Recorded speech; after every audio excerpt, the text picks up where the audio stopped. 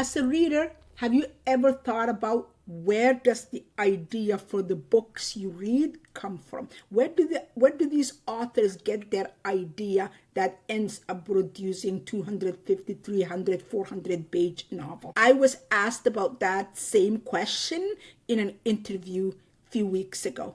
And I thought about it today, and I thought, I bet there are readers that are wondering the same thing. So I decided I was going to create this video. And that question was for my new novel, Winter of My Spring, released March 31st, 2026 by Spark Press. You can get your copy wherever books are sold. 2014, Twitter, which we now know as X, was the biggest social media there is. Everybody was on Twitter. At that same time, 200 or so Chibok girls were kidnapped by a group known Boko Haram in Nigeria. Soon after the news came of the kidnapping of the girls, the hashtag Bring Back Our Girls hit Twitter like a thunderstorm. Anybody was using the hashtag, from Michelle Obama to Angelina Jolie to Malala Yousafzai. Anybody and everybody was using that hashtag saying, bring back our girls. And I thought it was really, really good move on a people who had a voice and a platform for girls that had neither. So that was like really a good combination. So that hashtag, Bring Back Our Girls, became huge. Everybody was writing about it and everybody was talking. And I thought, these girls have a voice. But soon I realized what was missing from that conversation.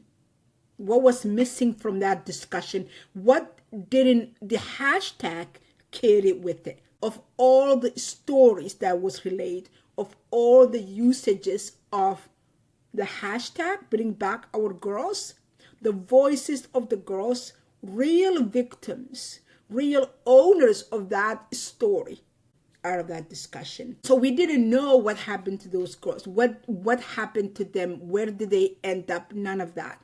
And as soon as the world often does, something else happened, or the hashtag lost its power to push information and to bring clicks, it just fizzled out.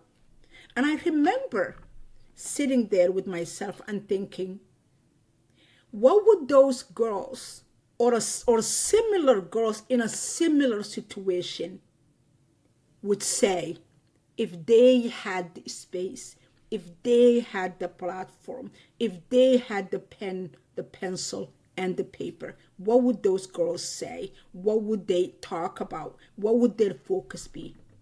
So I decided I would give girls in a similar situation, in a real story, even though not a true story. These stories happen for real.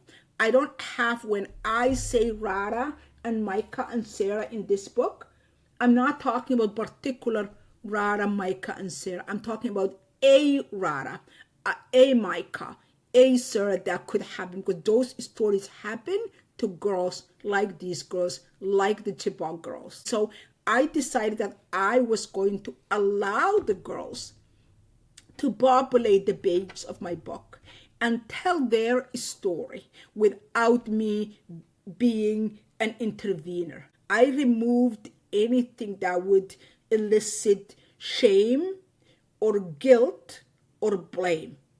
So the girls can venture out and tell us their story without the shame of holding them responsible for the harm that was done to them, the guilt of them carrying the weight of the harm that was done to them, the blame of being responsible for the harm that was done to them. So that's where the origin, the seed, the idea of my latest novel, Winter of My Spring, comes from.